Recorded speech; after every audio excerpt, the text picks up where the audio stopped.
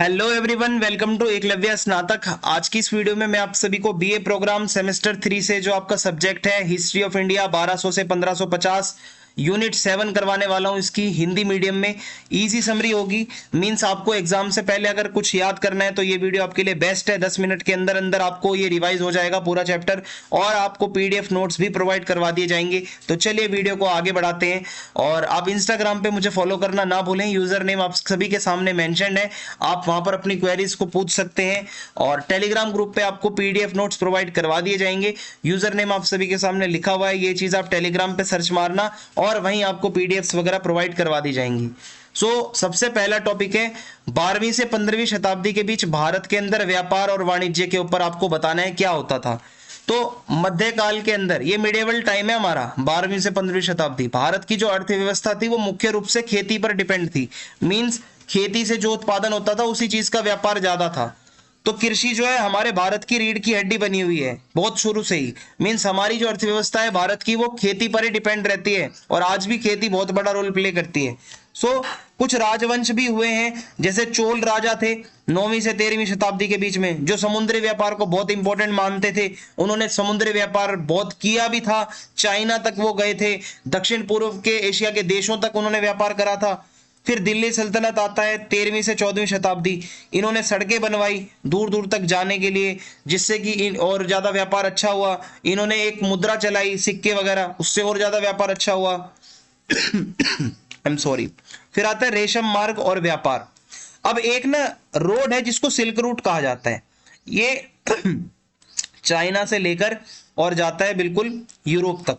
I am sorry, मेरी तबीयत थोड़ी सी खराब है, लेकिन कोशिश कर रहा हूं कि आपके एग्जाम से पहले आपको वीडियोस मिल जाए। ये जो रूट है इसी को सिल्क रूट कहा जाता है। ये बेसिकली व्यापार के लिए यूज होता था, बहुत ही अच्छा खासा लंबा रूट था ये, चाइना से यूरोप को जोड़ता है। ओके। यहाँ से वस्तुओं को बेचा जाता था, लोग अलग अलग कल्चर के आपस में मिलते थे, मसाले, कपड़े, कीमती पत्थर, ये सारी चीजों का व्यापार होता था इस रास्ते से। फिर आता है आपका समुद्री व्यापार। तो ये जो 12वीं से 15वीं 16वीं शताब्दी 14वीं शताब्दी, इसमें समुद्री व्यापार बहुत ज्यादा फला फूला, क्योंकि भारत जो है वो दक्षिण पूर्वी एशिया के साथ व्यापार करने लगा, अफ्रीका के व्यापारियों के साथ व्यापार करने लगा, मध्य पूर्व तक लोग जाने लगे यात्रा करने। कालीकट, क्विलोन, कैम्बे, ये ऐसे शहर थे जो समुद्र तट के किनारे थे। इन शहरों के आसपास हलचल बढ़ने लगी, क्योंकि यहाँ पे क्या होता था कि व्यापारिक गतिविधियां बढ़ रही थी। तो उसके बाद आता है गिल्ड और व्यापार संगठन। धीरे धीरे व्यापारियों ने अपना संघ बनाना शुरू कर दिया।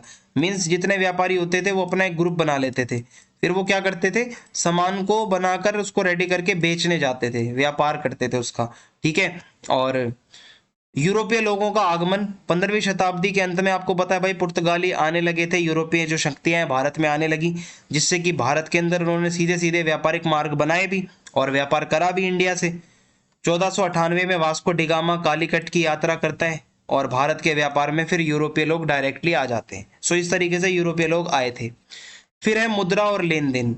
इस टाइम पे सोने और चांदी के सिक्के सहित, ठीक है, मतलब आपको देखने को मिल जाएगा सिक्के बहुत ज्यादा यूज हो रहे हैं, क्योंकि सिक्कों से क्या होता है कि आपकी लेन देन अच्छा हो जाता है, जो आपकी जो ट्रांजैक्शंस होती हैं वो इजी हो जाती हैं अगर सिक्के होते हैं तो सिक्कों का यूज बहुत बढ़ रहा था इस टाइम पे, जिससे बैंकिंग सर्विसेज अच्छी हो रही थी। सामंतवाद का पतन हो रहा था। धीरे धीरे क्या होता है, जब सामंत कौन होते हैं, जो जमींदार, बड़े बड़े जमीन वाले लोग।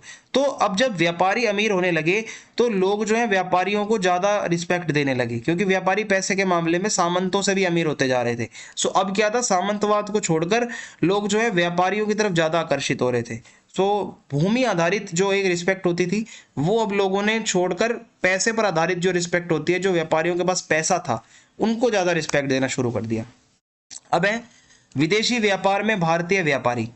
तो देखो, भारतीय व्यापारी आप अगर देखोगे बहुत प्राचीन समय से ही विदेश व्यापार करते रहे हैं, मध्य पूर्व के साथ, दक्षिण पूर्व एशिया के साथ, अफ्रीका के साथ, अलग अलग जो रास्ते जोड़ते हैं वहां हमारे व्यापारियों ने बहुत शुरू से ही व्यापार किया है और अलग अलग वस्तुओं का व्यापार किया है। मसाले, कपड़ा, रत्न, नील, अन्य बहुत सारी चीजें हैं ऐसी जिसका हम व्यापार करते थे, बाहर के जो है दूसरे देशों के एरियाज में जाकर वहां पे अपना सामान हम बेच के आते थे। हड़प्पा सभ्यता के टाइम से हो रहा है व्यापार। व्यापारिक मार्ग होते थे, ठीक है, बहुत बड़े बड़े जो लंबे लंबे रास्ते होते थे, सिल्क रोड है, मैंने आपको अभी दिखाया था, स्पाइस रूट है, और भारत को अरब प्रायद्वीप और पूर्वी अफ्रीका और दक्षिण पूर्वी एशिया से जोड़ने वाले समुद्री मार्ग भी होते थे, जो पानी वाले जहाज जाते थे, नाव लेकर लोग जाते थे। फिर है कि भारत के व्यापारी जब दूसरी जगहों पर जाते थे, विदेशी भूमि पर जाते थे, तो हमारा इंडिया का कल्चर भी वो लोग रिप्रेजेंट कर रहे हैं ना वहां जाकर, हमारी जो मान्यताएं हैं वो भी उन लोगों को पता चलती हैं। अब इंडिया का आदमी कोई लंदन व्यापार करने गया है तो इंडियन आउटफिट में ही तो जाएगा, इंडियन अपना जो कल्चर है वो दिखेगा ना वहां के लोगों को। सो इससे संस्कृतियों का भी टकराव होता है जब व्यापार बढ़ता है। फिर है उद्यमिता और नवाचार। इसका मतलब है भारत के व्यापारी जो है बहुत एंटरप्रेन्योरशिप में विश्वास रखते थे, मींस नई नई चीजों को वो अपना लेते थे और मार्केट में बहुत एक्टिव रहते थे, नए नए व्यापार नेटवर्क बनाने में हमेशा एक्टिव रहते थे, हर प्रकार की चुनौतियां जो आती हैं व्यापार से रिलेटेड उससे निपटने के लिए तैयार रहते थे। फिर आता है हिंद महासागर।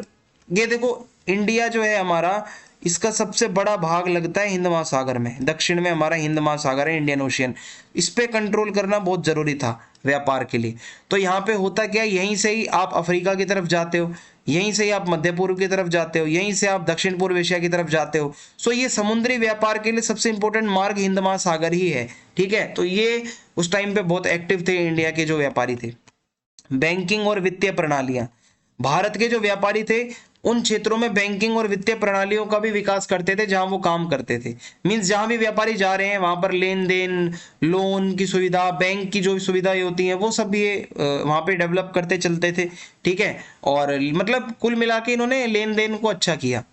प्रवासी समुदाय, इसका मतलब है भारत के व्यापारियों ने अक्सर जब बाहर जाते थे विदेशी भूमि में प्रवासी समुदायों की स्थापना करी।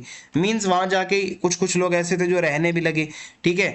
और एक ऐसा नेटवर्क तैयार हुआ कि भाई वहां पर जाके आप रह रहे हो, व्यापार कर रहे हो, फिर वापस इंडिया में आ रहे हो तो बाहर का कुछ सीख कर आ रहे हो, वो इंडिया तक भी आएगा, फिर इंडिया से जो आपने सीखा है वो बाहर भी जाएगा, आप प्रवास भी कर रहे हो, ठीक है। प्रवास क्या होता है, जब आप यात्रा करते हो एक जगह से दूसरी जगह पर जा रहे हो, ठीक है, किसी जगह को छोड़कर। सो आप वहां पर की जो वहां की कल्चर होती है उसको भी सीखते हो। सो एक ऐसा नेटवर्क सा बन जाता है।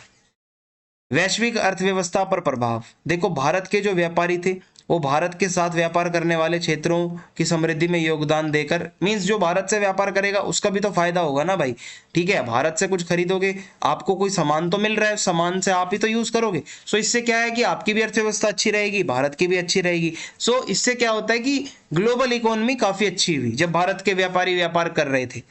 फिर है अनुकूलनशीलता और लचीलापन। भारत के व्यापारी जो हैं वो बहुत ज्यादा अडेप्टिव थे, मींस अनुकूलनशीलता थी उनके अंदर, लचीलापन था कि अगर मान लो कभी कभी थोड़ा मुसीबत भी आ जाए तो वो संभाल लेते थे, वो झुकते नहीं थे किसी के आगे। उन्होंने ये भी देखा कि भाई बार बार राजा महाराजा बदल रहे हैं इंडिया में, वस्तुओं की मांग में बहुत ज्यादा फर्क आ रहा है, कभी कभी व्यापारिक मार्ग में उतार चढ़ाव आ रहे हैं, तो ये सब चुनौतियों का सामना वो डट कर करते थे। सो ये व्यापारियों के बारे में आ जाएगा आपका। और इसी के साथ वीडियो खत्म होती है। चैनल सब्सक्राइब करना ना भूलें, वीडियो को लाइक करें और वीडियो को शेयर करें, कमेंट में फीडबैक लिखना ना भूलें। जय हिंद, जय भारत।